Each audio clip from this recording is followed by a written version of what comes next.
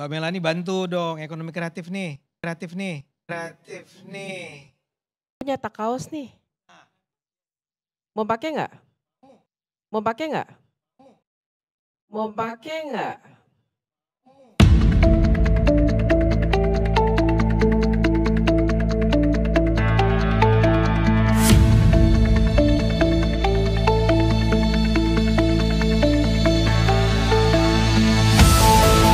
Sekarang bayangkan kalau kita bisa besarkan. Mbak Melani bantu dong, ekonomi kreatif nih.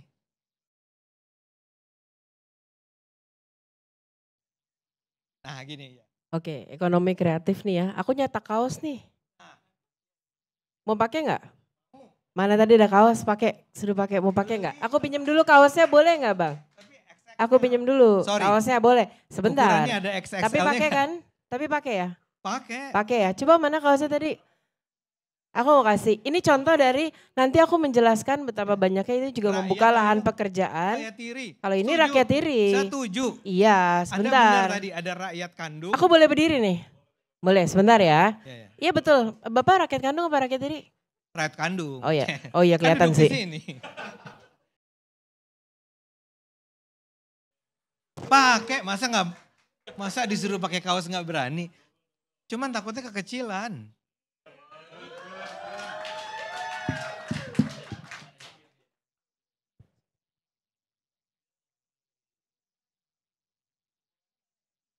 Muat buat foto aja dulu atau digituin di depan gitu. Oh ini namanya ngeledek. Lo enggak, aku bertanya itu salah satu bentuk kreativitas buat penonton, kita. Kalau saya nggak mau pakai ini karena dia sedang menyindir Mas Gibran. Saya fansnya Gibran. Jangan yang ini dong, yang kayak gitu. Ya masa saya buka baju di sini bang? Ya kan, jangan baju yang itu. Lo enggak dong, namanya ekonomi kreatif. Ini kan menyerap banyak sekali orang. Ada jenis ini, ada model ini, banyak model lainnya Pak. Setuju. Tapi yang saya sebagai konsumen berhak milih dong. Boleh, tapi kan kebetulan saya nggak bawa toko ke sini. Tadi kan katanya mau contoh. Ya itu contohnya satu. Saya tidak anti Gibran. Oh ya enggak, aku juga enggak. Saya pro Gibran yang digambarkan sedang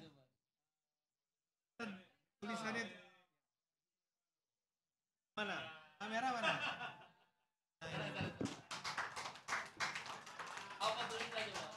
Sedang mencari 19 juta lapangan pekerjaan. Saya setuju sedang mencari, bagus dong. Tapi saya nggak mau pakai ini karena saya tahu maknanya ini adalah menyindir Gibran.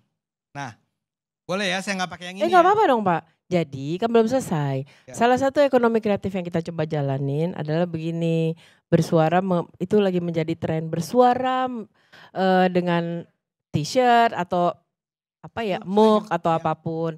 Jadi next time yang rakyat tiri dibantu. Kalau yang rakyat tiri ini Pak, gabungan dari tadi itu, jadi setiap orang membeli ini sama dengan gerakan aku tadi. Jadi misalnya Bang beli nih 150.000. Ya. Di dalam itu ada satu bungkus sembako yang Rumah Harapan kasih ke orang-orang yang tidak mendapatkan pekerjaan. Jadi besok dibeli ya Bang ya? Ya siap. Ada rekamannya kan nih gitu, ada rekamannya kan nih. Ya kalau satu kaos 150.000 masa saya nggak beli? Iya betul. Beli ya Bang. Oke, nah sekarang kembali ke yang substantif nih ya. Oke ini saya kembalikan ya. Oh iya itu tadi saya sebenarnya mau ngasih ke Bang Karni. Bang Karni, oke.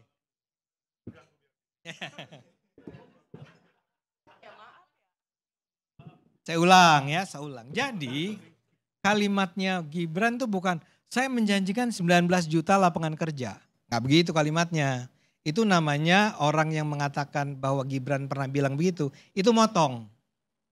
Dia bicara pertama, dia bilang hilirisasi. Kalau hilirisasi nikel, pangan, dan dia kan beragam tuh hilirisasinya ya. Itu sukses, harusnya itu membuka lapangan pekerjaan yang luas. Kedua, yang tadi yang disebut Melani kan, soal ekonomi kreatif. Itu dari kaos sampai makanan, sampai film tadi, sampai musik. Kalau dalam pandangan saya, kalau kita bisa kembangkan itu dengan baik dan benar, tolong sampaikan itu menterinya siapa ya, Bung Fitra? Kreatif. Pak Teguh.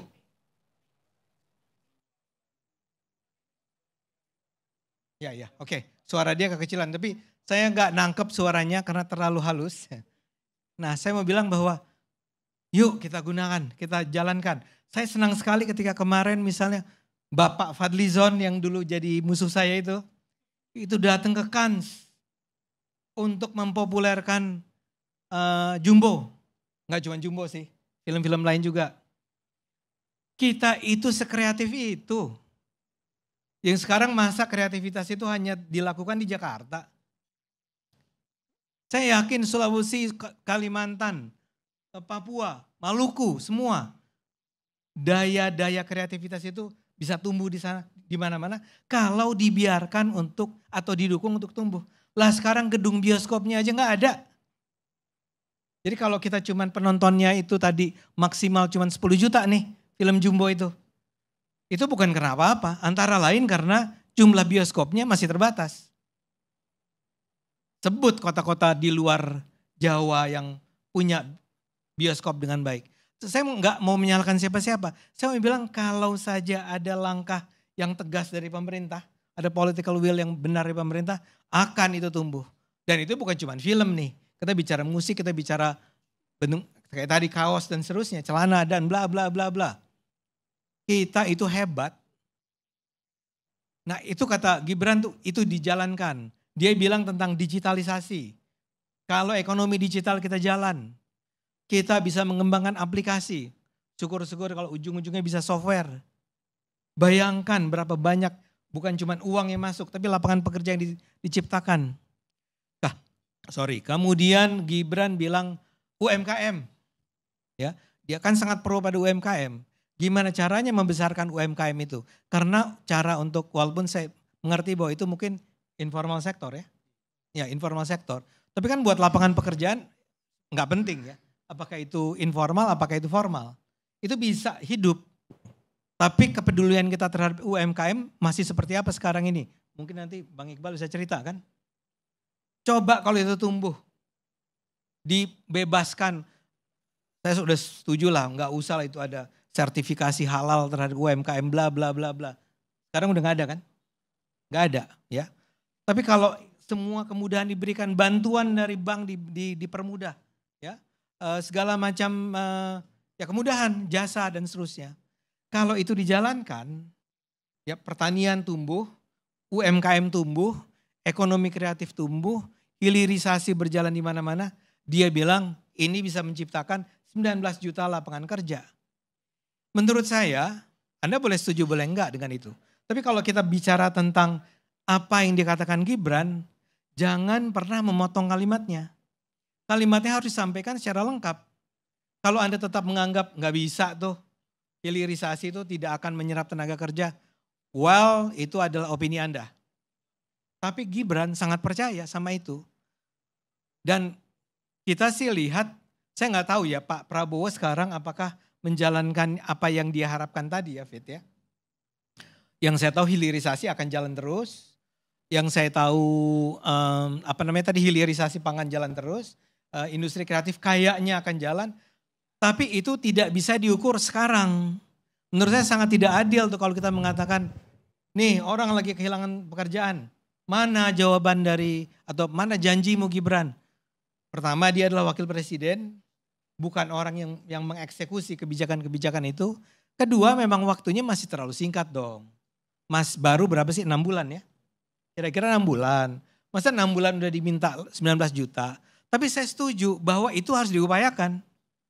Pemerintah nggak bisa lagi mengabaikan itu. Seperti tadi yang saya katakan, pemerintah jangan pernah mengabaikan apa yang terjadi pada kaum rakyat tiri. Rakyat tiri itu, ya kan kesinisannya Mbak Melani kan. Tapi saya setuju. Sorry, saya mau nggak lagi marah sama Anda. Saya mau bilang adalah. Oh aku tidak merasa dimarahin, iya, aku cuma nanya kertasku di mana ya tadi. Oh ini dia kedudukan. Ya lanjut Bang. Ya saya mau bilang. Suka nggak suka, memang ada rakyat tiri. Dan itu harus kita basmi, kita pupus. Jangan pernah lagi anggap ada saudara kita yang kita tirikan. Harus mendapat kesempatan yang sama. Dan itu memang kewajiban pemerintah. Harus diakui. Jadi saya akan mensupport apa yang dilakukan pemerintah untuk misalnya memenuhi apa yang tadi dijanjikan oleh Gibran. Gitu kira-kira jawaban saya. Baik.